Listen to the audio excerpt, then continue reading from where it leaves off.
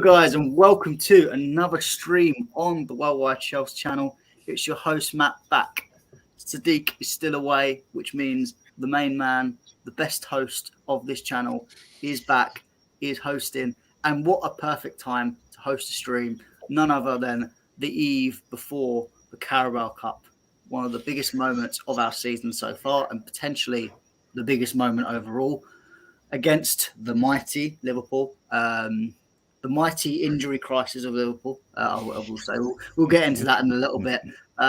Big up to everyone, and please, everyone in the comments right now, please type your predictions of what you think it's going to be, and we'll ask some questions away. And me, Sindra, and Alfred will try and answer them the best we can.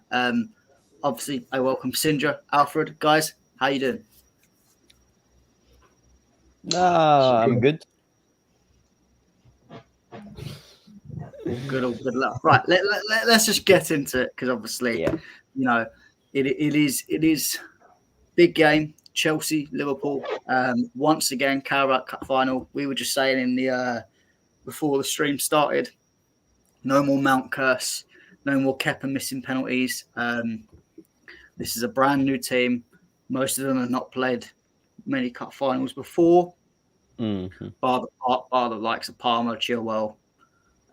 James is injured, so not even James. So it's going to be interesting for these boys to see what it's like actually playing a major cup final, ain't it? Yeah, it will be interesting to see how we line up tomorrow and see how we start the game. I think if we start the game well, I think it will be a good game. If we start the game slow and lethargic, it's gonna be a worse game for us. It's also, we don't know how Liverpool will line up because they have a lot of players that are in doubt for the game.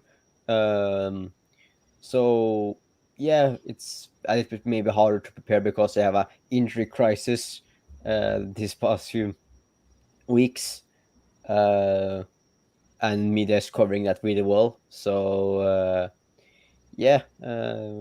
gonna be interesting. Gonna be an interesting game. Looking forward to it. Yeah. Yes, indeed. Alfred, you enjoy it? You looking forward to it? Here's the thing. I'm so excited. I think a lot of us, even those who would call themselves the best of Chelsea fans, were saying that at one point this season that it looked very unlikely that we'd be in any final. So to be there is just fantastic. I'm very excited, regardless of what the Liverpool fans are saying and all the other rival fans. And as far as the injury concerned, by the way, I bet you they're all still sitting there anyway, saying that we're still gonna beat them. Doesn't matter if we have a few injuries, we'll still win. And also, even before they got their injuries, they were probably saying, even if we did get some injuries, doesn't matter. It's just Chelsea. We'll still beat them. So if we win this game, I don't want to hear any bullshit about missing players, because you guys know, and I know, we all know that they're sitting there saying that they're going to beat us 100%. So do not give a shit about those injuries. And I have also been scrolling through a lot of comments on TikTok and stuff like that, where they say, where Chelsea fans, we also have injuries, and we have had more injuries this season than Liverpool have had this entire season. But what they're saying is our injuries are more insignificant because we aren't missing a lot of first-team players. Like Thiago Silva, I think, is injured now. Reece James is injured. There's a lot. Like, they're saying our injuries are not as important because it aren't as many first-team players. But the difference is we don't know what our best 11 is, because we have had so many injuries this season. We don't even know what our best 11 is. That's how bad it has been. Like, we have seen Lava for, I think, like 30 minutes. Yeah, Fofana is also injured. I think Fofana and Badiashile would have been a good partnership. Fofana is arguably our best centre back, in my opinion, apart from Disasi this season. I meant Disasi, Fofana. But yeah, it's so hard to know what our first 11 is because we have had so many injuries that we don't even know what team Pochettino would have picked and which players if everyone was fully fit. That's the problem. Liverpool have had they have had some injuries. Yes, they have got the field a good 11. They have their most important players have been injured for the most part of the season. I think Trent has been injured a lot, some of it. Robertson has been injured for some of it, but their main attackers, I think, have not been injured for that long, if I can't remember correctly. Of course, Salah was injured. Uh, he got injured during AFCON and therefore traveled back to Liverpool and trained. I don't know if he's going to be fit and available for the game tomorrow. Nunes, I think the update with them, I think it's Blotzai, Salah, and I can't remember the other player that they're having late fitness tests. So with them, Jota. So with them three, I wonder whether that is they're injured, and suddenly they happen to be on the starting lineup Yeah, for the yeah. final. Jota and Curtis Jones got taken off. I know last game in the league, and then in half time, Nunes also got taken off because he had some problems. I don't know what it was. I don't think they knew, but he also got substituted off. And yeah, that's why I say it's maybe a little bit harder to prepare for Poch and the team now because we don't know who we're going to face in the attack or yeah in the defense from Liverpool side in attack. Yeah, I mean, I'm gonna go to kind of quell the whole misconceptions of, oh, it's not been all of our big players, blah blah blah. I'm just going to give some stats from actually I've got some very good stats that Alex Goldberger's put together. So Pochettino started the season before he's even kicked to Premier League football, or his team has kicked to Premier League football, with over 5 injuries unavailable. That number went to as many as 12 in December. 8 are still missing as of this day, and only 6 players have avoided 2 or more games out injured. We've had a total of 5+ injuries for 29 weeks in a row. That's mental. And To put into perspective, the players that haven't been out for more than 2 games is Petrovic, who only started the season in November, Disasi, Gallagher, Sterling, and Palmer. They've made more than 3 starts this season and haven't been injured. The other one is Alfie Gilchrist, which can you really count that because he hasn't really played? So really, it's only 5. So that is crazy. And I don't think any other team, bar I think Newcastle had a period where they had a lot of injuries, and obviously they have a smaller squad. Still do. I think they're the only other team that I look and go, you've had really bad injuries. Yeah. Man United to a point, but they've had a couple of long term and not many others. It is what it is. I mean, first of all, before we get on to Cinder and Alfred, again, big up to ZMHH. He thinks it will go 1-1 and goes to penalties. Well, who's going to win? Reply down below who you think is going to win the penalties. Hopefully it is Chelsea, but knowing Chelsea, it will probably be Liverpool. So, yeah, go ahead, Cinder. Yeah, I did some bit of research because I was arguing with a Newcastle fan because I saw a podcast. I was listening to a podcast where they argued out of David Moyes, Eddie Howe, and Mauricio Pochettino, who have had a better season. And on this podcast, there's a very biased Newcastle fan, where he meant that Eddie Howe had the best season this year, even though they went from one of the best defenses last year to one of the worst, or arguably a lot of worse defense. They went from 4th to now I think they're 7th or 8th, only like 2 or 3 points above us this year. And he is of course using the injuries, but from game week 1 to till I think now, they had they have the longest time with injuries. But recurring, they have this at the moment. I think they have a similar injuries as us. But like you said, with without even kicking a football, we had 5 injuries before the season had even started. One of them was an ACL injury with Wesley Fofana. Other one was in Kunku. I don't remember what kind of injury he had, but Knee. and problems with the knee. So those two were already out for a long time. Fofana, of course, has a season-ending injury before he even came back. So, of course, that's that. I don't think those 2 injuries or the 5 injuries that happened before the season are even in that data from when they got injured, because I think they just took a data from the first game of the season. But it's still, I like how much the English media are kissing Liverpool at the moment with all the the news about their injury crisis, the Jurgen Klopp farewell tour, and stuff like that. Like, yes, it's sad to see him leave because he is a really good manager. We all knew this day would come, even though he signed I think, extension until 2026 or 2027. We all knew this day would come. He had said it for a while that he was going to leave at some point. So, and he's now going to take a break from football for a year.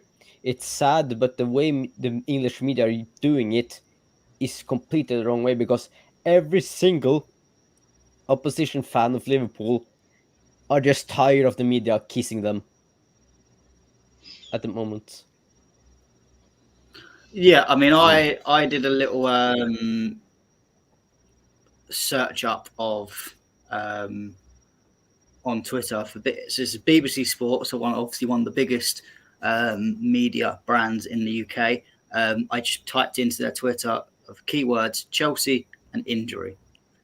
The only 2 articles that come up was relating to Liverpool's injury crisis. So it was Liverpool injuries and the word Chelsea because they're playing them, and an article about Newcastle. And I was kind of like, right, so you haven't actually covered this at all. No media cover. I've not seen one media coverage really announce it. As I said last stream, I remember back to the Newcastle game when they spent 35 minutes on Sky Sports before our game against them saying, oh, Newcastle have this absolute injury crisis. It's absolutely terrible. It's going to affect the team, and Chelsea shouldn't be too pleased if they beat this Newcastle team. They then put all the injuries of both sides up on the screen, and Chelsea had more injuries than Newcastle.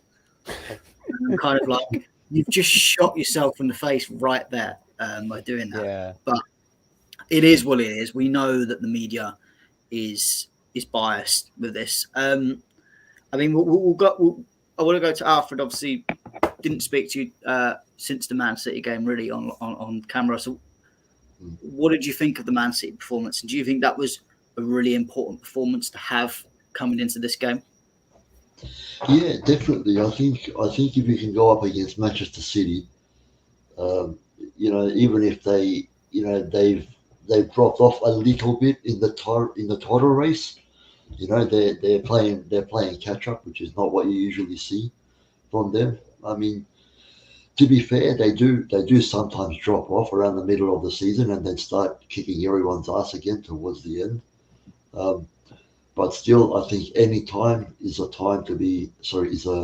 bad time to be playing Manchester City. Personally, especially at the Etihad. So to get away from there like we did, with a point and almost win. By the way, they only got their equaliser with a 82nd minute, I believe, a deflection equaliser. So we did very well there, and we're unlucky not to win.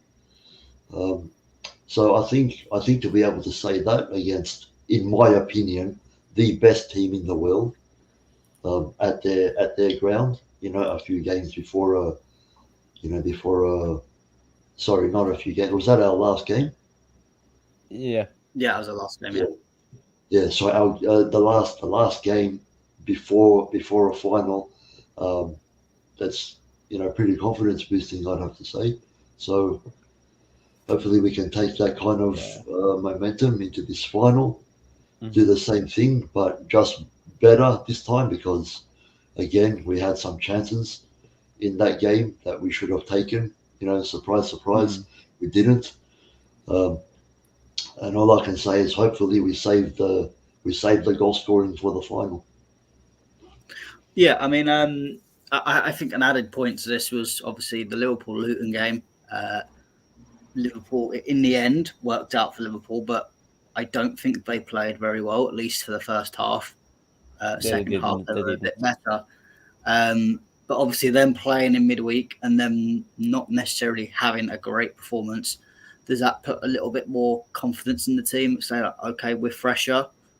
We're also arguably in a maybe not in better form, of course, but compared to our last games, we're in a good confidence from the Man City game, and maybe Liverpool are a little bit shaky because of injuries, because of obviously the Luton game wasn't the best game to have a couple of days before a final. Do you think that will have an effect within the game? I also think another thing to add to that is the whole Jurgen Klopp leaving at the end of the season. I'm also wondering.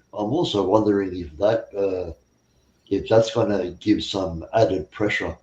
Like will the team feel more of a need than any other final to win this one and really want to? And if so, will that make them nervous and maybe make an error or two in judgment and let us in on Mm. goal a few Mhm. times? um, Yeah. so look, Well, I think overall they still play very well as a team, no matter what. They're just a good side, in my opinion. They always seem to click somewhat, no matter what they're going through. So I think I think if anything will get to them in this final, I think it will just be the added pressure wanting to win for Klopp. Yeah, I mean, yeah. there's a lot of different dimensions we can take this. I mean, obviously, this squad is obviously a very young squad, as I said mentioned before. And not a lot of them have played in a big major final like this before. Um, do you think these players can handle the pressure? Obviously, there's a lot of pressure with Liverpool, of course, like Alfred has said. But in the same way, is there pressure on Chelsea that, and Poch has already kind of said it, is will decisions go to Liverpool's way? Obviously there was a lot of thing of it's Liverpool's final because of Klopp, etc. Do you think these players can handle that pressure, or do you think they haven't really got the mentality at the moment for this? Well, I think they can. I think one important player to this could be, especially in my opinion, Enzo Fernandez. Of course, played arguably at the biggest in the biggest final in the world at the World Cup final last winter. Knows how the pressure feels about that. So I think he and Disasi and Gallagher should all try to just rally the boys, get their motivation up, get the energy. Hopefully, we can start with a good energy and start from the off, have a good first few 10 minutes and keep the momentum going, like we did to Man City. Don't let them play the way they do. Be in their body as quick as possible. Don't give them space like we did to Man City. Like if you look, I just want us to play almost exactly like we played against Man City, because we just neutralized them in the way they played, and that was good from Poch. So I think the players could get the pressure. Of course, I don't think any of our players, apart from maybe Chilwell, have played at Wembley. Maybe Cole as well, but I don't think there's a lot of players from us that has even played at Wembley. Yeah, I think Uh, Cole, obviously Cole's played there for England. Yeah, And then I think for Brighton and last year in the semi-finals, the FA Cup. yeah. Who else? Uh, Sterling, of course. yeah, Sterling, of course. Yeah, Lampard. Sterling is of course going to be a big player. If he starts, I hope he can do what he did to Conor Bradley, what he did to Walker, just terrorize them. And we should, arguably, in my opinion, let Liverpool control the ball and try to hit them on the counter attack. Because, like we saw against Manchester City, we were just lethal on the counter against them. Like, if Jackson plays up front or drifts inwards when we don't have the ball, so he could be a focal point, he could connect our team, and we could maybe do what we did against City and have the same link up. But it's I don't know the lineup. I don't know who are going to play, if we're going to play the same lineup that we did against Manchester City. But we should just like try to figure out how Liverpool will play and just try to neutralize them as quickly as possible. Um, of course, Robertson is the only good. Like, of course, Bradley just terrorized us in the previous fixture we had against them, but that I would say he had like 2 to 3 good games, and then he was out of the side, and Trent came in. Trent then became injured again, but yeah, we'll have to see what what happens in that game. Yeah, I mean, I can see we've got a few more people joining probably after the Arsenal Newcastle game. It was, I think, just finished or there or thereabouts finishing. So, welcome, guys. Please jot down your questions, just like ZMHH has. Any comments you do put down, we'll, of course, try to answer them as best as we can. And make sure you guys smash the like button, get as many likes on the stream as possible so we can get more people joining by pushing this video out to more people. Make sure you also subscribe to WorldWideChels so you never miss another stream or video. We will be doing a watch along tomorrow, me, Sindra, and possibly Alfred in that, and then a match reaction after. I don't know for how long, depends on the result, of course, because I think if we've lost and got battered, I don't think me and Sindra are going to be on here long after being 3 hours already. And I've got a podcast to do straight after, so I've got a busy 5-6 hours of content, which I wonder whether how I'm going to be after it, mentally wise. But there you go. So yeah, I mean, go on, Alfred. So I just wanted to say quickly, just to add to the things you were saying about the players and the experience, or lack thereof. I think, I know that they weren't finals, but we have had some pretty big games this season for these players against teams that everybody thought would smash us, but they didn't. We've either played really well against them, or we just barely missed, and we just barely missed out on winning. Arsenal couldn't beat us. Tottenham got destroyed. Manchester City twice could not beat us. So let's not forget these things. Yeah, even Liverpool, although they gave us a decent beating in our last league game, they also played us once this season before this beating, and they couldn't beat us.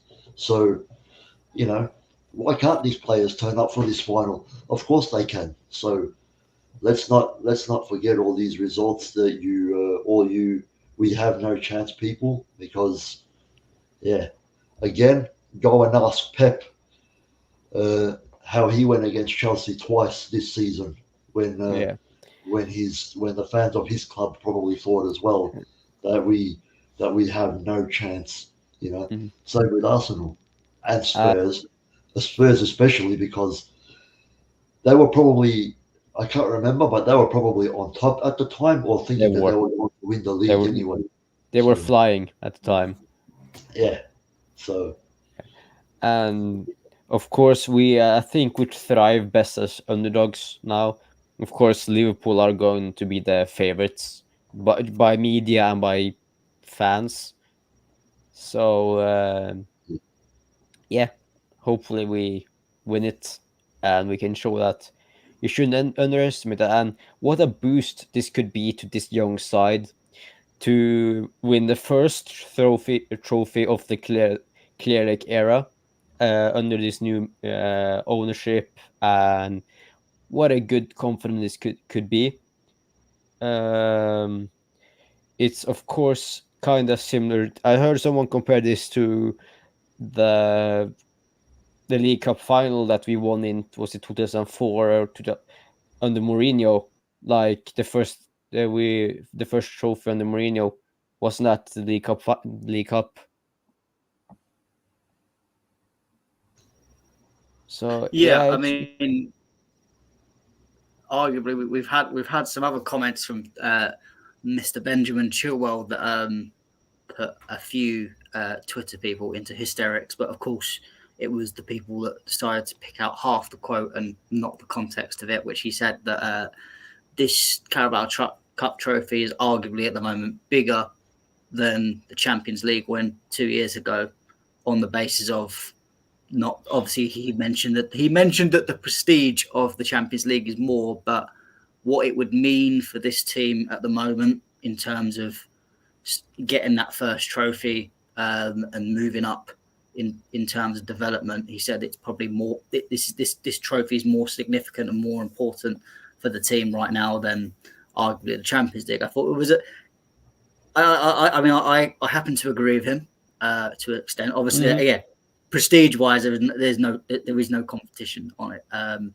But yeah, and it'd be silly for anyone to say that. But I think it is that the Carabao Cup, and this is the beauty of the League Cup, is it can be that team, it can be that cup that really can capitalise a winning team moving forward. You saw it with Mourinho winning the League Cup, whatever it was called back in the day. I think at one point it was called the Coca-Cola Cup or something like that. What was the Capital One Cup? Yeah, the Capital One. No, but I'm talking 2004 type style. God knows what it was called back then, whatever it was. But it's a cup that it can breed you into a winning form. And obviously for us, we're not going to win the league, so it's not the same comparison. But this can be something that really does step us into a momentum of, all right, now we have the Conference League confirmed if we win the League Cup. But can we go and chase them Europa League places? Can we go on a real good run of form and challenge someone like Aston Villa, who will struggle with their own European competition along with the Premier League? Can we challenge Tottenham? Can we challenge Man United and get the top four, top five, whatever that? Because I think top five will be Champions League by the end of the season. I think it depends on how good the other teams are doing in the remaining of the European like cups. If City, Liverpool, and Aston Villa go all into finals. Well, I think City and Liverpool are uncatchable. I think Villa. I think you're looking at Villa, Tottenham, Man United. No, I'm not talking about in the league. I'm talking about in the Champions League. Yeah. So because the fifth place, there's only 2 leagues that will get the 5th place position, and at the moment I think it's La Liga and Bundesliga or something like that will get the 2 positions, because they have the 2 best, like the leagues, the teams that are from that league are doing the best in the competition. But if we then say Liverpool, Aston Villa, who is in the Conference League, and Liverpool in the Europa League and City in the Champions League, if all of them get to the final, then I think the 5th position will, one of the 2 5th places that are available from the leagues will go to Premier League, because of how well they have done it. If they don't win it, I still think that we will get it, because I think it's all to do with coefficient points at the end of the day. I think what doesn't help us is that Man United and Newcastle have completely dropped out of the European competitions. Yeah. So we are relying on the others, but I do think Aston Villa, with Unai Emery, we know he does love the European competition, except when he's playing Chelsea. Big up to Arsenal, 4-1, and Hazard 2 goals. So I can see them going into the competitions. I think Brighton will struggle a little bit, if I'm honest. I think Liverpool should win the Europa League with a bit of ease. And I think Manchester City will probably go on to win the Champions League. Again, it's frustrating that as much as I think Porto beating Arsenal 1-0 is absolutely hilarious. I do kind of that want them to go a little bit further up, not to the final, maybe like get to the semi-finals and get completely battered by someone like Real Madrid or something, get humbled. But at least it gives us coefficient points, then we can get that 5th place potentially. But it will be tight to it at the end of the season. Before we move on to our next topic, we'll go to the comment sections. Zhem HH, big up to you for all your comments. I 100% agree with Chilwell. I can really see how much a trophy can give such a push to a young squad, and from their comments, they really want it. I mean, ZM, you are very optimistic. You sound a bit like Alfred, to be honest. So big up. We like positive people on this channel. So make sure you stick around and check us out tomorrow for the watch along. Because you much rather want to listen to us than people like Jamie Carragher, Gary Neville, and all that crap. You'd rather listen to us and our fantastic reactions. If you saw the UEFA Champions League final in 2021 when Havertz scored that wonderful goal, I was still trying to find my KFC order that was missed AWOL for about 40 minutes. Sadiq told me to go down. I was like, no, we might score. And then, of course, we scored. So I jumped out my gaming chair in absolute celebration. And then KFC. I would just be running around the room with joy. Doing the classic cop and just fist bumping the air. Flat, I'm definitely going to fall flat on my face and break something. So I can't do that right now, but I'm sure there'll be some celebrations tomorrow. Yeah. Big up to Mully HH. Actually, has provided us some good stats. So Chelsea has lost its last 5 finals at Wembley, which sounds terrible, but no club has lost 6 finals in a row. Hopefully it won't be us.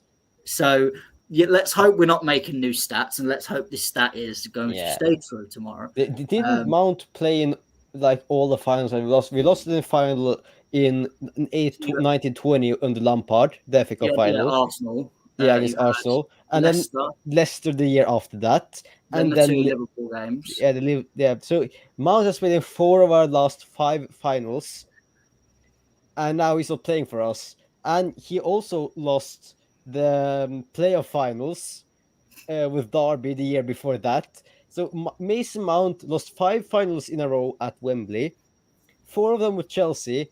Now he's injured and stuck. Can't play for and doesn't play for United. When was he? When's the last time he actually kicked a ball? I think in September, October, maybe.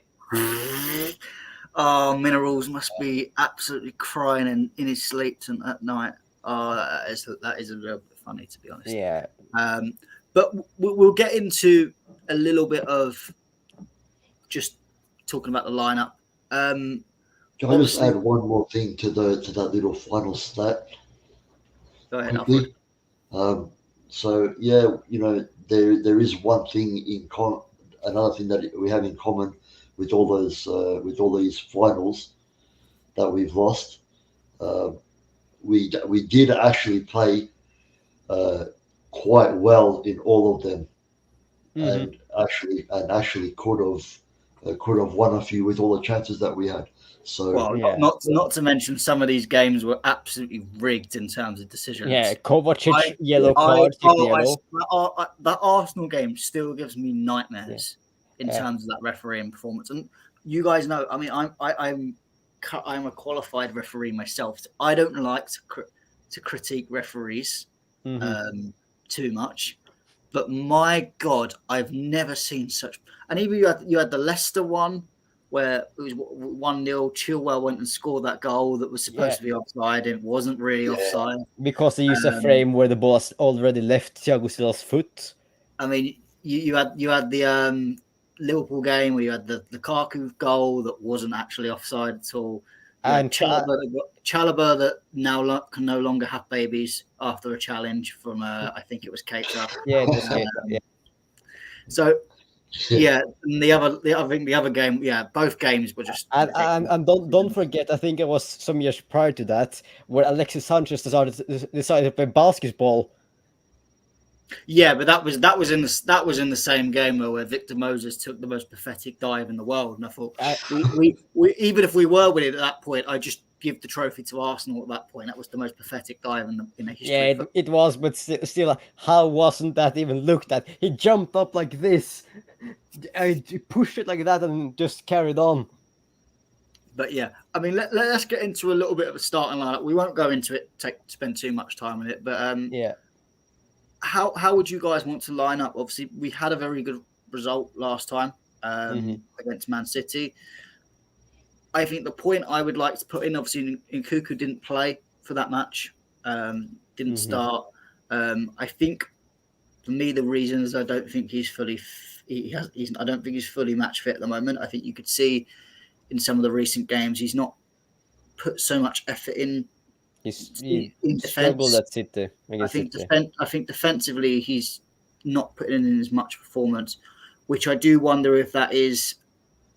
I haven't got enough energy to do both, so I'm going to concentrate on attack and not concentrate on defense so much. And I think Poch obviously is not happy with that. Do you think he should start for the final, or do you think we should just bring him off the bench again? I think we should bring him off the bench. I think, of course, he can do some brilliant things. He played well against Liverpool in the league where we got battered. He scored a goal from out of nothing. He had a little bit of space and then he just pulled the trigger and scored from it. Should have a penalty against Van Dijk. He is a brilliant player, but I know it sounds weird, but I think one player that needs to play is Conor Gallagher. I completely disagree. Yeah, but from what I can see, like Gallagher has performed undoubtedly, apart from the red card against who was it? He got a red card against. Apart from that, I think he has overall been really good this season. He is, of course, doing a little bit of the Mason Mount job before Mason Mount turned terrible. He is really setting the mood in the way he presses the ball. Of course, he wins a lot. He wins the ball back a lot in the opposition third. He motivates and points to where players should go and tries to be a leader. I know this sounds weird, but if Reece James isn't fully fit next season, I think we should appoint, if he doesn't leave, Conor Gallagher as interim first team captain. Because he has been captain this season. I know you don't like it, Matt. He has been captain this season. He is trying to do the leader role, and he has, in my opinion, done an okay job at it. Of course, better than Reece James, because Reece James has been injured for most of the season. I'm just saying until Reece James is fully fit. I'm not saying indefinitely, but I just think Gallagher puts in a mood and gets better at the players when he plays, and he can cause Liverpool problems with how he presses the ball. I can't. Honestly, I can't believe what I've just heard. I'm sorry to hear it, Matt, but Gallagher has been one of the best players you have had this season. Let me just counter you on a few of them points. So, my reason for Conor Gallagher ultimately not being good enough is I think we need a number 10 who is very technical with the ball, and I don't mean just basic passes. I against the Liverpool team that themselves have a very good presence in midfield, press very high. You need to be able to release the ball quickly, and especially because I think we will be sitting back and playing on the counter. I just don't think Gallagher is good enough for that role. I mean, you mentioned pressing, and I agree he does very well pressing, but the problem is he presses like a centre forward. He goes a million miles away from Enzo, which means Enzo has to kind of almost go into his position in centre attacking midfield, and then that's why Caicedo gets completely isolated, and we always get mistakes from him or the centre backs because the midfield is just vacated because Conor Gallagher wants to go and play as a striker rather than Well, attacking that midfielder. didn't happen against Manchester City, and you can Yeah, see. but the exception doesn't prove the point. Yeah, but I mean, you can see what consistently over the last 6 to 8 weeks, he's been doing this, and it has been. Yeah. I mean, the Liverpool game was and the Wolves game were prime examples of this. Fair enough. And I think the problem is with Gallagher is that at the beginning of the season, he was playing well, and I admit that my opinion was slightly starting to go change a little bit. Mm. But I then looked at it a bit more properly, and you can see it wasn't that Gallagher was better and improved. It was more that he was kind of almost put on a leash and told to sit and stay. He was going to doggy training, and it was working at first.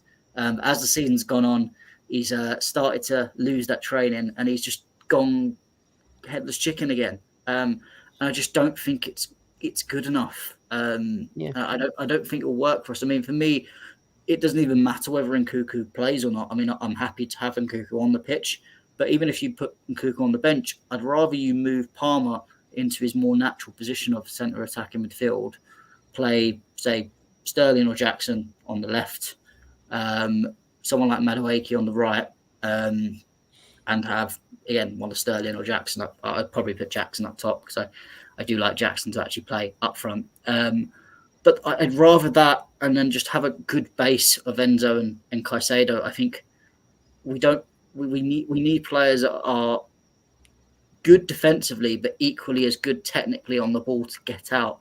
Because I find the problem with Gallagher is we waste counter-attacking chances because he's not good enough to actually play these good balls and find the players like Nkunku, like Sterling, like Madueke. And then it becomes a lot more reliant on Cole Palmer. So I'd rather Cole Palmer be in that position, have a bit more runners like Madueke. I wouldn't play Mudryk because Mudryk hasn't played in the last few games. I would use him as a counter-attacking weapon. If say it's still 0-0 until like the 75th minute, and Liverpool are pressing on and we are sitting back, I would just put Mudryk on so you can just hoof the ball up to him and see what he can do with his pace. Yeah, but I just think the problem is Mudryk has not, even when he has got chances, I don't think he's taken them very well. Maybe he then scores the winner. But for me, he's one of the first players I'd send out on loan in the summer. Yeah, I completely agree. To either a Premier League side or Championship. I wouldn't say Championship's too low, but I'd say a bigger European side. Someone like maybe a Borussia Dortmund or maybe in Liga, because I think as much as Liga is maybe not the best quality in terms of competition at the top, I think it's the most similar type of league, and that's why you see a lot of French league players come to Premier League. And we also love the French league, like Hazard 10 years ago, Disasi. Of course, we had some bad signings from the French league, like Bakayoko, but like Disasi, Badiashile, Mendy at the time, Batshuayi. We have signed a lot of players from League and some have been success, some haven't, but we do like the League One.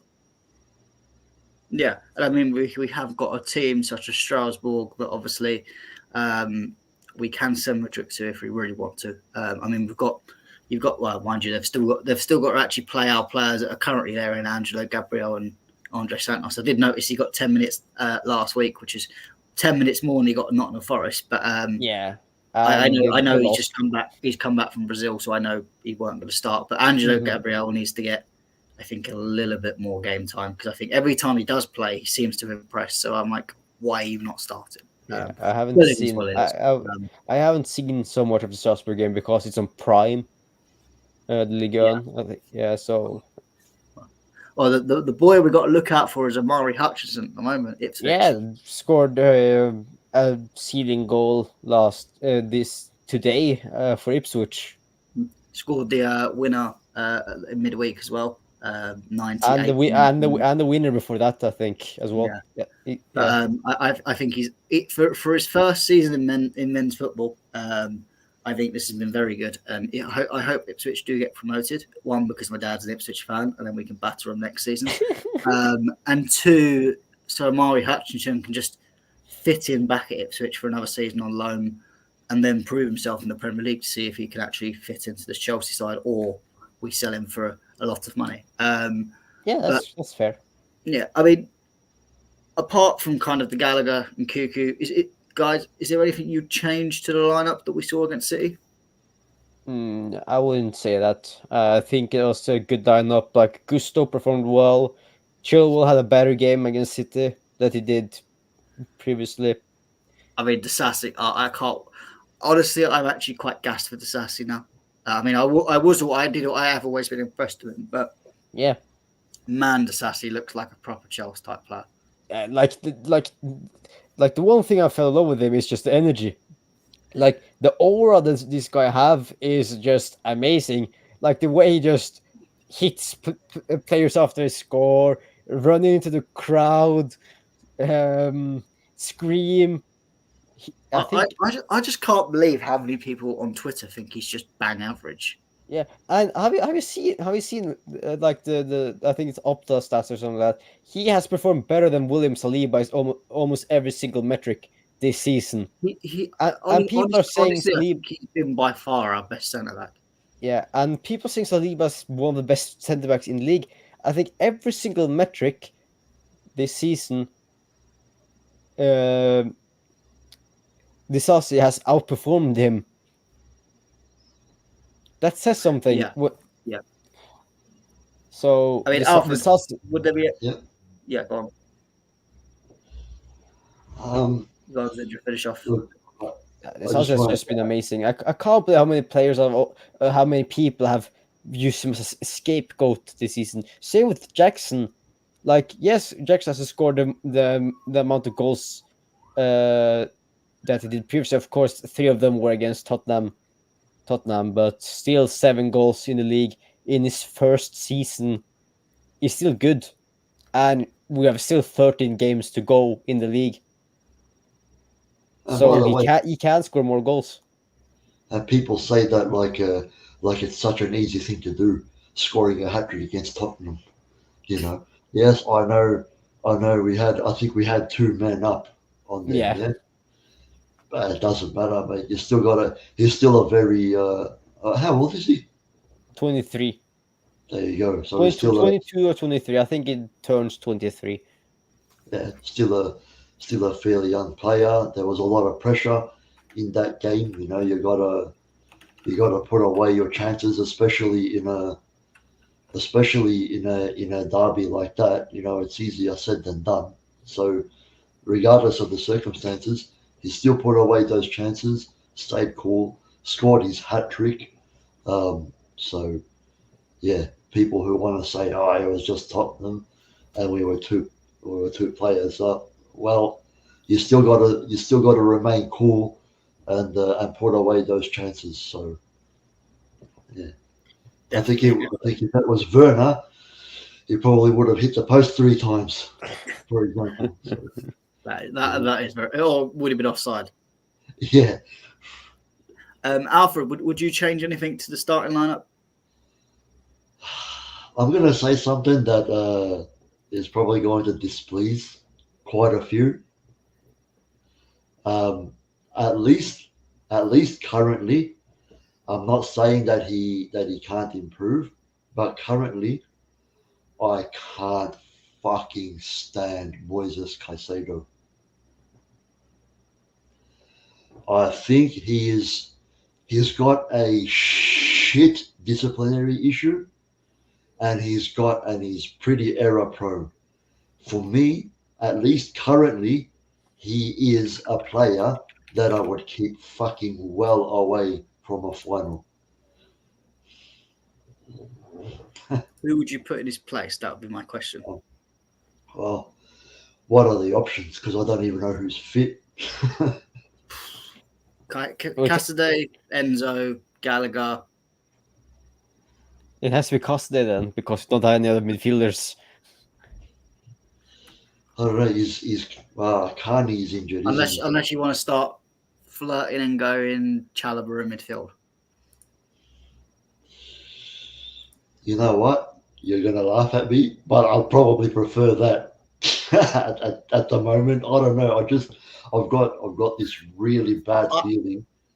Not gonna lie, love you guys, but I'm glad Poch is running this team and not the pair of you. I mean, to be fair, I do get your point on the error proneness, but I do caveat that with the fact that, again, I think it's all part of the midfield structure where if Enzo and Gallagher are way too far up and you're left covering a vast amount of space on your own all the time, you're going to make mistakes because it's just too big a space to cover on your own. Not everyone is Kante. And even Kante, when he was playing in the lone six, even he couldn't really do it. He covered himself up sometimes. But I think that's the main thing that doesn't help. I don't think Caicedo has been out of this world, I think he has done all right. And I think I think it just needs to improve. But I do trust Caicedo. The discipline issue, I don't know. I think again, if you get caught out with the space, I think you are going to make fouls and you are going to cause trouble. But I think we've had much. I mean, I'd worry about Nico Jackson's disciplinary issues more than Caicedo's.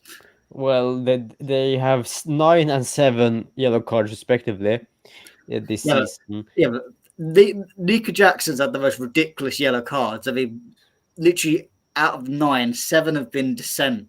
One's been a tackle, and the other was running halfway across the pitch for a celebration. This guy, he's great, but just stop chatting to the referee. Well, both Cole Palmer and Moses Caicedo are on 7 yellow cards. Yes, I can see the disciplinary record, but I would say if Caicedo gets a yellow card, I am not that afraid that he gets a red. Of course, he should maybe have some red cards this season, but yeah, he hasn't had so far, I think. But yeah. Look, my concern is that out of anger, he tends to make a lot of stupid tackles from what I've seen. And he also does have a problem with talking shit to the refs. Another thing that I hate, I've seen a lot from him, and you just cannot do that in a final, especially with how, we're going to have extra heightened emotion this time, because it's the biggest game that these lads will have played so far. There's going to be a lot of pressure, and make no mistake about it. I think we all know that there are going to be decisions in this game, in all probability, that our team are going to be very unhappy with. Because it just fucking always happens.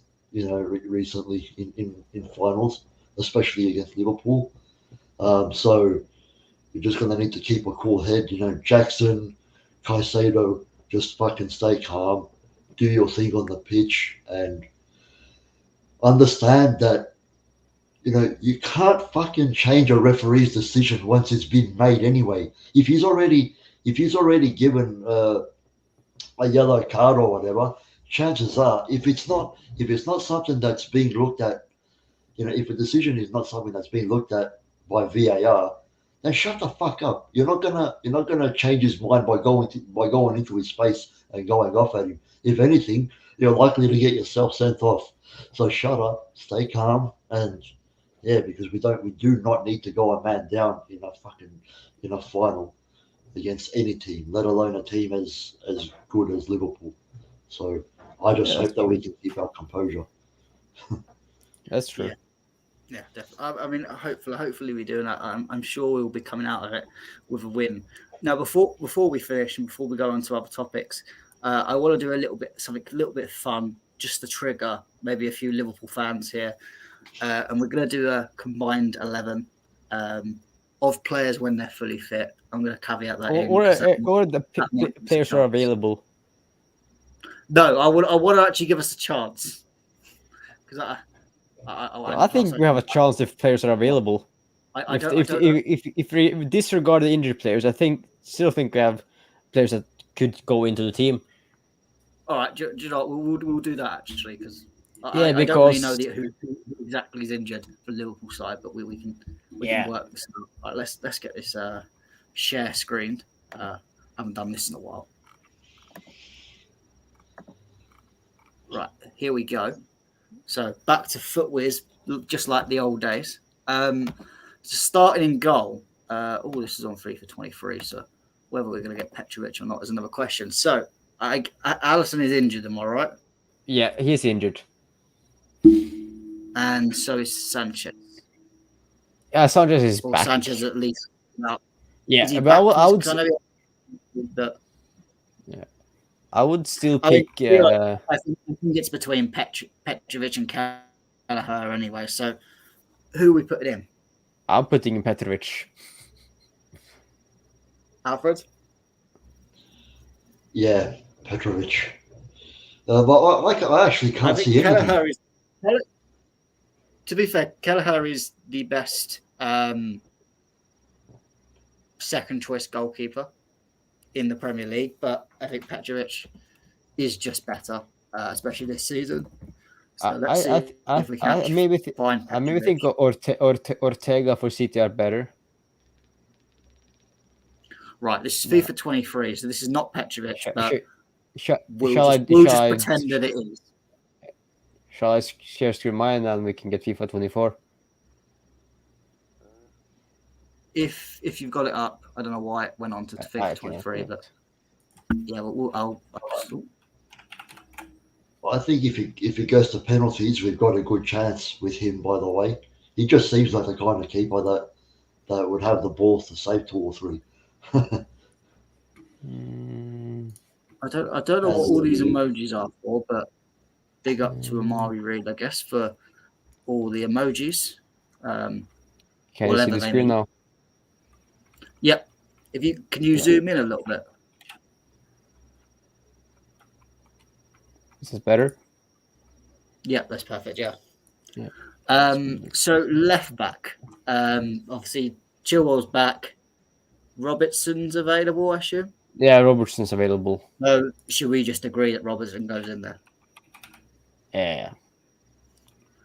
I don't really want to have this debate because I think it's not much of a debate. Right back, it's Gusto in my opinion. You've got no Trent, you've got no James, so it's Gusto or Bradley. Yeah, I'm going to check. I don't think Conor Bradley has an Ultimate Team card. I don't think so. He does. Oh, he does. But let's just put Gusto in anyway. Yeah, Gusto is better than Bradley this season. Now the centre backs, we'll probably just both go through our all three of us will just go through our pairings each individually.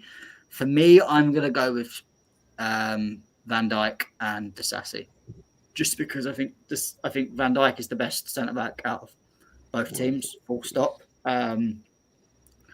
But I think Disasi gets in because I think one, he's our best centre back this season, and two, I just don't really have trust in either of the other Liverpool pairings. I still think weakness in that team. Mm-hmm. Plus, we can also use this brand new beautiful card he's got. I'm surprised we've got more players than the Liverpool. I thought this was going to be a bit more embarrassing for us, but actually it's center mids. Alfred, do you agree with Disasi and Van Dijk? Yeah, definitely. Yeah. That was easier than I thought. The midfield, now this is hard because Liverpool do have a good midfield, but well, Szoboszlai is injured, so it's between Casero and Enzo, McAllister and Endo, Curtis Jones is injured. Yeah, so we can. So it's between those four. Now, Liverpool fans are going to banter us for this. Enzo. I would put in Endo and Enzo. I'll put in McAllister and Enzo.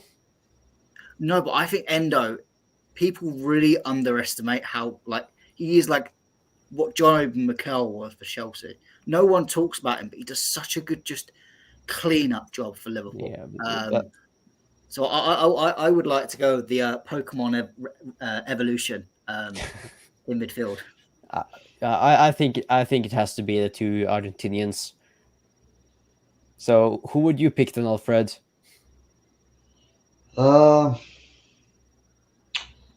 probably agree with you, to be honest. Yeah, I wouldn't disagree with McAllister, but Who's that, McAllister? Yeah, I mean, I just think Caicedo needs a bit more improvement to be in that. I mean, I could see one day it would be Enzo and Caicedo, but Cam, it's between Harvey Elliott, Conor Gallagher, and Kunku. I'm putting Cole Palmer in there. Okay, yeah. Personally, I think there is no question about that. Yeah, fair. Yeah, that's true. Now the question is, are we assuming that Salah, Jota are fit? Because I think they will be. Jota isn't fit. Jota isn't fit. Okay, but are we assuming Salah? I think Salah's going to play. Yeah. So I think we might as well just. I think this is also fans cry. I think also this is a Luis Diaz. Of course, it's a no-brainer. Like as much as Sterling has been decent this season, I just think Luis Diaz is a better player. Yeah. And now I'm going to piss people off. I'm going to put Nico Jackson up top because I don't rate Gakpo. Nunes is potentially not fit. Jota's not fit. I don't know who else would go in there. I don't rate Gakpo at all. Yeah, we could put Nkunku up there as well, but I just think I haven't seen enough of Nkunku properly. I think Nkunku in the future gets in this team 110%. And unfortunately, it'll probably be for Palmer in this team. But just look how beautiful of special cards this team. I mean, I'm not even looking at the special. I'm just looking at the side in general. I think even considering we've both got supposed injury crises, it's actually a quite good team. Yeah, it's 6 players, Chelsea players, there's 5 Liverpool players. I do think that midfield gets overrun because it's just too aesthetically pleasing. Honestly, I'd take Jackson out of there. Yeah, but Alfred, who would you put in?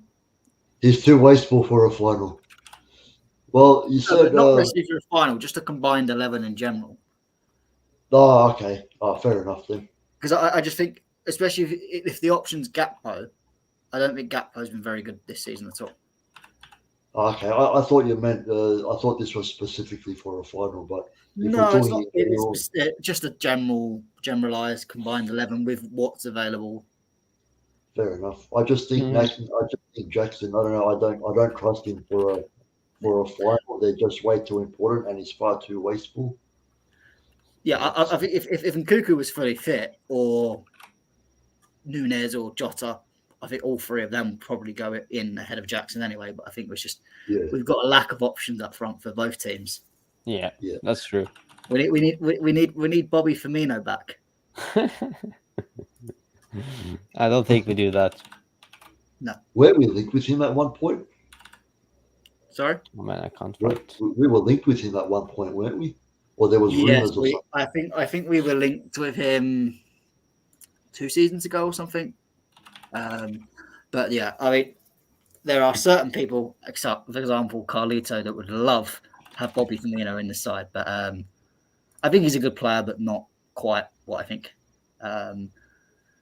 Not quite what we need at the moment. So what is the number? So we've got Petrovic 1, 6-5 Chelsea. All right. We've won this battle. Well, hopefully this is not the only battle we win overall. Yeah. Hopefully we win. Actually come home with the Carabao Cup because I think I prefer that. But thanks, Sindra, for saving us and not making this fully fit, because I think we wouldn't have too many. Fully fit, yeah. It would be more controversial, in my opinion, if it was fully fit. I think fully fit, Petrovic doesn't get in there. Yeah. I think the Sassy keeps his place. Maybe. I think Reece James takes Gusto's place. Yeah. It'll be an argument because it'll be the typical Trent Reece. James, yeah.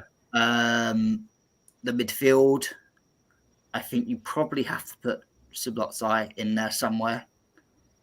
So I would do it with taking Diaz out, moving Salah, moving Palmer to the left, Szoboszlai in the middle, and then up front, that would be a battle between Nkunku and Nunes. But I think Nunes, like Jackson, is just as wasteful. So I guess it's hard. Nunes is worse. Jackson has a better conversion rate by like 4% than. So let's get into a little bit of news outside of the Carabao Cup, and that is the rumours that have been going out that even if Chelsea win the Carabao Cup and we will get Europa Conference League from that, Chelsea could be banned from Europe next year. This is coming from a range of sources, including TalkSport, including the Football Terrace, which is your very reliable news spreader. But I know Sky Sports and a few of the people from The Athletic have been talking about this, so it is coming from a bit more trustworthy sources as well. I think from reading it, the idea is that and I think we were discussing this before, if Chelsea qualify for UEFA, we have to comply with their FFP rules, which are slightly different to the Premier League, with the big one being that the amortized contracts is not allowed.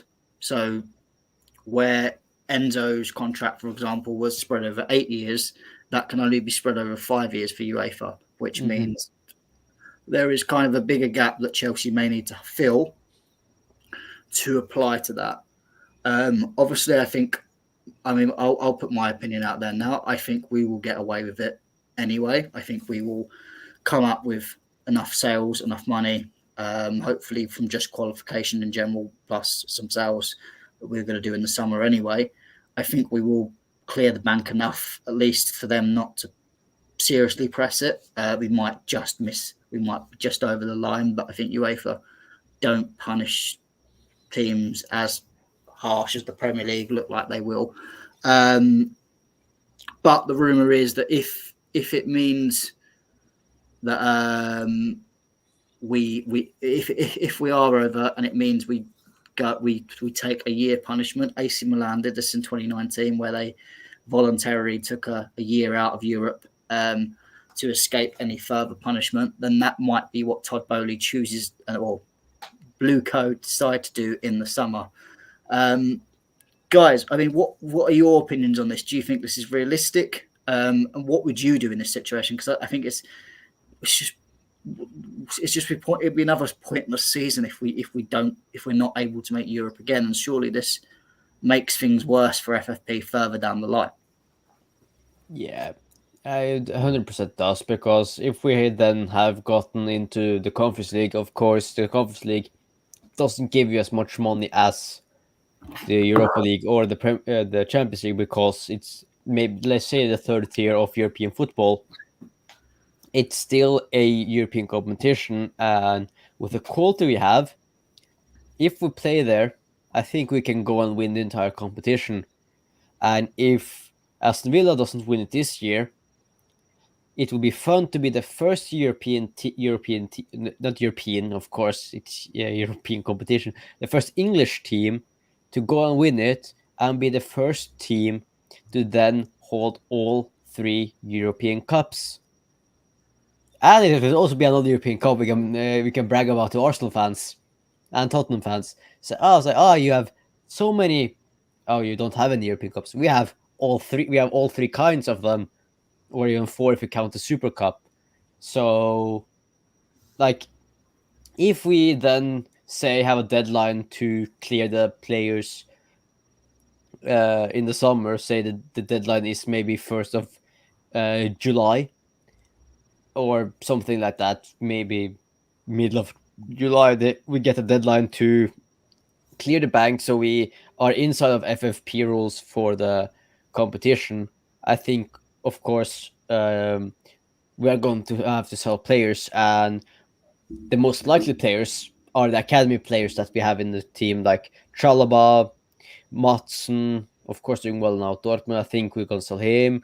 Broja is arguably going to leave. Gallagher is the one I'm doubting the most because the owners are reluctant to it. Because if Pochettino doesn't get fired in the summer, I think there is a possibility that Gallagher stays. Um, which other academy players do you have in the squad at the moment? Maybe we're gonna sell on Sterling. So yeah, I think we can maybe get into the competition. West Ham won the Conference League. I forgot about that last year. Current Conference League holders. So yeah, that's my bad. Forgot about that one. Damn you, West Ham. Yeah, I mean, I would like to win the Conference League just because it completes the trio, and I think the arguments were that you won't fill the stadium for some of the games if it's against whoever, and you won't make much money from qualification and prize money, whatever. But I was kind of like, any extra profit is better than nothing. That's As true. far as I'm aware. Yeah. And to be out of European competition for another year, again, I think it puts us in even more trouble for Premier League financial fair play, which is anything more stringent. I also think some of these players, if they look and go, well, I've got another year out of Europe. Yeah. Do they look at it and go, do I want to stay here for much longer? Yeah. So I don't know. I hope it's. I think my idea is I think it might be just a way for the media to destabilize the club a little bit before the final. Because it's so obvious that the media want Liverpool to win this final, that they'll do anything to push Chelsea down. And also, I would say if we want to go back to the top, what time to win the Conference League then now? Like, if we want to be a title challenger every season, we are not going to be in and around the Conference League positions. So, what time to win the Conference League if we win the Carabao Cup tomorrow? Then next season, if we then are in it, because like we then have all three European trophies. We had then won it. We can then just focus on. Then we are if we win it next season, we are then in Europa League unless we finish top 4.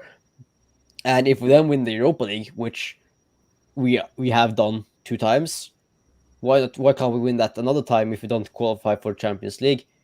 And then if we win the Europa League, we have then automatically in the Champions League for winning Europa League, like everyone knows. So why can't we then just try and build us way back if we can't do it in the league, why can't we just build our way back to the Champions League by winning the other European competitions? So, and if we, like I said, if we then want to be a title challenger, have to challenge for a title every year, this is a perfect time for this young team to win the third competition. And also, like, Norwegian teams, we usually have like 1 to 2 Norwegian teams in the Conference League. I would travel up there to Bode or to Molde to watch their team, even though I don't support that club, or even to Bergen to watch Brann play against Chelsea. I would travel the length of Norway if we are in the Conference League just to watch one of the group stage games, or maybe the group stage game that is in Norway. if Chelsea then are in the Conference League, I will do that because it's my favorite team and they are in Norway. It's a win-win for me, so I don't complain. True. Yeah. I mean, we'll see. We'll see what happens with it. I just think it's a load of rubbish, really. But I thought we'd have a little discussion on it to see how it would go. I mean, I think we might get into Europa League anyway. I think if we're in Europa League, I feel like just be in it. Don't waste time. As much as it's been nice to have midweek off a little bit and actually have a bit more time with work and that, I do want to be watching games midweek. I don't want to be. I mean, I haven't paid attention to the Champions League this season at all. Same here, really. I don't even know what the results were. I only know the Arsenal one because it's just a banter result. I don't even know what happened. I know Bayern Munich lost and Tuchel's now been sacked, which He's not sacked. He's just leaving at the end. They have agreed to leave at the end of the season. It is the most polite way of saying we want. Yeah, you gone. yeah. So but it's mutual and no, but it's a thing of walk before we push you out. Yeah, of course. But like, it would have been like I would say it would have been worse for them to maybe sack him because any European competition is none. Yeah, any European competition is better than none. That I agree on. Wait, I'm just curious. Like if we then win the Carabao Cup and then we win, say, the FA Cup, get a double, the League Cup doubles, are we then qualified for the Conference League, or are we then going to get the Europa League position? Say that again, Sandra. If we say we win the Carabao Cup tomorrow, if we then go on to win the FA Cup, you get Europa League. Yeah. So then another then the position that Chelsea will have got in the Conference League then are void. Goes to another it's just void. I think either it goes to another English team or it just Yeah, I think it goes to another team. To someone another. Yeah. Well, I wouldn't mind doing that. If we win the FA Cup, whatever competition precedes that whatever is the highest accolade to get is what you get. So it's like if you win, Man City win the FA Cup, obviously that's a Europa League space. But then if they win the league, they go to Champions League. You don't just go into Europa League because you won the FA Cup. Well, it's only if you haven't already qualified through the usual means that you get it. Yeah. I wouldn't mind going to the Europa League. I mean, just some European competition would be nice. Yeah. At the moment. I think it'd be good for the squad that we've got. I know we've got injuries, so we need to have a fully fit squad by the time we get to Europe. So that might be one thing we worry about a little bit. But I think it's good for some of these younger players. Your Andre Santos, the Casadays, and they can get a bit more game time. Obviously, Lavia's got to come in at some point. Whenever he's finally on the pitch for more than the comical 15 minutes. Oh. Yeah, imagine that's paying true. 60 million for someone who's only played 15 minutes. Yeah. Hey, Liverpool, you should give us this trophy because we saved you 170 million on two midfielders. I think Chelsea will out in the next 3 to 4 years be better than this Liverpool team. Yeah, well, you never know what will happen to this team after Klopp leaves. The reason why there is so much hype on Liverpool winning the league this season is because I think this Liverpool team falls apart next season. I think Salah leaves in the summer. There's rumours that Van Dijk is considering to leave because when he got asked about it, he's like, well, I've got 1 year left in the summer and I don't know where I'm going to be. Like, if you say that very publicly, it means there's something. There's not you're not signing anything. Should we sign him? Oh, I have said if we are looking for an experienced centre back in the summer, it won't happen because Liverpool will ask for a bit of money for him. They'll ask for a ridiculous amount because of what happened in this summer. And I think they'd rather him go abroad. But if it was to come down to a free next summer, would happily go and get to. Or say we he hasn't been he doesn't get sold in the summer. It goes to winter time in a year, and we then say, "Hey, Virgil, do you want to stay in do you want to stay in the league? Yeah, we can give you this amount of money for you to join us in the summer. How about that? Like, you see this young up and coming team could really use a new leader, like someone who could put say maybe a Cole under his wing, like Thiago Silva did, and then you can teach them what you know, and you can play for us for like 2 to 3 seasons, and then go maybe travel back to Netherlands or wherever you want to go, and you can retire. What do you say about that? Yeah, I mean, I my prediction is Van Dijk goes to Spain. I think maybe we'll go back to Groningen. Do a little bit of what Robin did. I think I think he's still got another club in between that. I think he might do that in the future, but I feel like he'll go to a Barcelona or Real Madrid first. Well, CMH, maybe a PSG. I don't know. yeah. Well, the CMHH, I think he would get. I think he goes into somewhere else in Europe first before going back to. Well, you can see the wages we're paying Sterling, so I think if Van Dijk would be keen, I think we would give him the money that he's. I think it's on like 250 or something like that at Liverpool. Don't really know, but I think the owners would be willing to do that because, of course, it's not into the model that we are looking for. But you can't have a full team of 25 teams from someone that's say 18 to 25. That doesn't work. We need some experience and age. Yeah, well, we'll see what happens. But I think Liverpool, nonetheless, I think if you take Salah and Van Dijk out of that team, that is two very big components.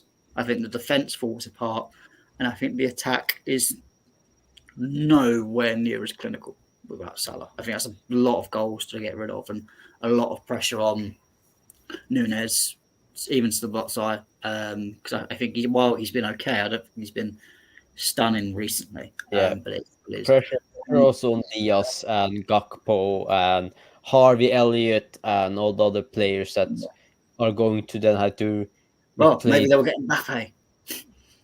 I don't think he's almost gone to Real Madrid, man. Yeah, I am joking. I'm just digging into the Scousers from of course. Maybe we will get Mbappe. I think when a manager that's been there for so long goes, and a lot of the players that have been with him for a majority of that time will probably say to themselves, that it's time for a new chapter for them as well. Yeah, so that's true. That's true. It's going to be a very interesting time. A good example for that is United, like Ferguson leaving after 26 years. Seen an interview where Rooney was talking about how slowly after he left, it was almost like him and Carrick that was experienced, like from the title-winning sides, and then there was all the up-and-coming young players and the signings that were made on the Moyes and stuff like that. So you can see when a side can fall apart, like United did, like maybe I don't say like we have done under Mourinho. So yeah, it's going to be different from time to club how it goes, how the transition from a new coach to coach does it. So the only thing is that we have to wait and see what happens to Liverpool next season. Who comes in as manager. Of course, Xabi Alonso is, I think, primary, but he's also been linked to the Bayern job. Thomas Tuchel. I hope not, but I've been hearing that. Well, if he goes there, I hope a little bit. I hope he goes, because if he does what he had done to Bayern, I am okay with it. I'm okay with that, because he is stopping Bayern from winning the 12th league title in a row. And by the way, could you imagine if he wins the Champions League with Bayern now somehow? After all the crap that he's been getting about how he's doing so crap there, almost want it to happen for him. You know, We'll wait and see. yeah. Yeah. We'll finish up there near enough because it has been an hour and 25 minutes. I didn't expect us to go for this long. But it has been a great stream. Good to chat. Before we finish up, guys, score predictions for tomorrow. Ooh, I think 3. I would say 3-1 Chelsea. I'm optimistic. I will go 3-1 Chelsea. Alfred. Yeah, that's funny because at first I was thinking a 2-2 draw, but then in the back of my mind, just before Sindro said it, I've just got this feeling about 3-1 as well. So it's so interesting that Sindro said that score too. So I agree, 3-1 for Chelsea. What about you, Matt? I think this is you guys are gonna hate this, but I think it's gonna be 1-1. Penalties. Goes to extra time, and I think I'm gonna go very very kind of storyline-esque. I think Caicedo scores to win it late into extra time. And he's gonna run down to the Liverpool end of Wembley, lifts off his shirt, and he's all Adebayor style and just knee slides straight in front of the Liverpool fans. Gets a yellow card, and then Alfred will complain that he's not disciplined enough. Yeah, I would also like him to then do this to Liverpool fans. Yes, shush. Yeah. Funnily enough, Matt, I actually think that if there is an error that leads to a goal on our part, it will be Caicedo, and if we get a red card, it will be Caicedo getting it. I think a red card with Gallagher if you faced. All I'm hoping is this is not. I'm just hoping for Nico Jackson not to get a yellow card. Yeah, then he's out for 2 matches. Nico Jackson's going to score some last-minute winner, and he's fully going to just rip his shirt off, waving it round, jump into the crowd, even though you can't jump. Does the yellow cards for the League Cup count for the? It's still within domestic, so it does count. It does count. Really? Okay. Did that just start this season? No, because obviously the yellow cards you still report to the FA for it. So it comes under the whole umbrella. That's why everyone was crapping themselves at the Man City game, because if he got a yellow card at City, he would have been suspended for the cup. Okay. Yeah, that makes sense. Yeah. I actually didn't know. I've never actually known that to be a rule. Are you sure about that? I am positive. I did check this as well before. Yeah. Let me trust you. I've never known that to be a thing for cards in cup competitions to carry on through. European competition is different because obviously it's UEFA and deal with the disciplinary, so it can't merge. But because the FA still run, especially with the FA Cup, it makes more sense. But because it is still the same competition and same governing body, it comes under the same thing. But we'll leave it there for today because it is nearly an hour and 30 minutes, and I'm sure people have got other things to do on a Saturday night. So before we all go and log off the stream, we will be tuning in either at 2:30 or 2:45. I haven't made my decision yet. Me, Sindra, and potentially Alfred will be doing a watch along, which ZM has already mentioned in the chat. We'll see you there. We will be doing a watch along, and we'll be talking loads of shit throughout the whole time. You'll prefer live reactions, all the shebang. You will rather want to listen to us than Gary Neville, than Jamie Carragher, than whatever random neutral person they'll bring on to talk about Liverpool. If you want to talk about good Chelsea and see some proper fan reactions, tune in to us tomorrow, 2:45. We'll do a reaction after for a little bit. Either celebrating or crying tears into a water bottle for Liverpool fans to drink. But it'll be fun. So make sure you tune in tomorrow. I'll put the video up tonight so you guys can see it and tune in tomorrow. Make sure you smash the like button so as many people get notifications for it as possible. Subscribe and push the notification button again so you can get notified for when we go live before the game. Thank you all for joining, and Alfred Singer, thank you for coming on. Yeah, always fun. Always fun to talk Chelsea football. And if you want some proper good ball knowledge, then tune in tomorrow for the live reaction. And yeah, hope you all have a wonderful evening. And yeah, I hope you all sleep well. Come on, Chelsea. Up the Blues. Big up to everyone. Up the Chelsea. We're going to win the Carabao Cup. Let's go. Yeah.